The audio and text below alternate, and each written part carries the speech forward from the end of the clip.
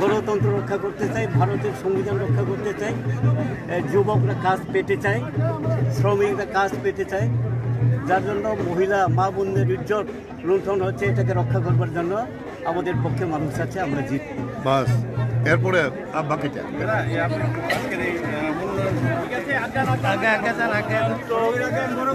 এই নির্বাচনী প্রক্রিয়ার একটা অঙ্গ।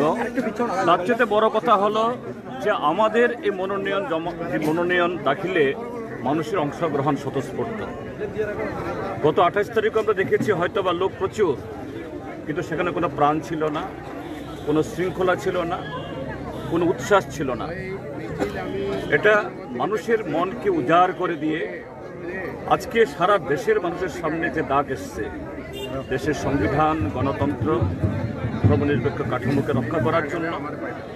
আর গত 6 বছর ধরে ত্রিপুরা রাজ্যকে যে লুট চলছে, আর সেই লুটেরার সাথে মিশেছে আরেক দল হটকারী ঠকবাজ, যারা ত্রিপ্রাসাদ নামে বিজেপির কাছে এই ত্রিপ্রাসাদের বিক্রি করে দিচ্ছে।